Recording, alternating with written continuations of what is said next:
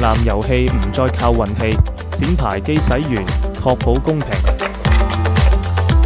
而家牌放推入，冇法我就知道第一局開莊，呢個唔係係講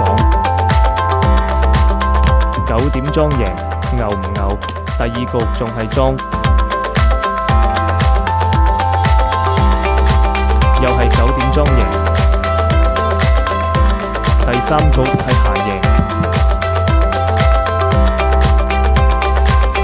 冇錯吧？8點閒贏，連續幾把都中咗，準確率100%。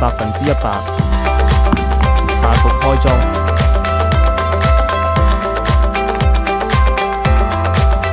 莊7點，莊贏又中咗，再來開閒，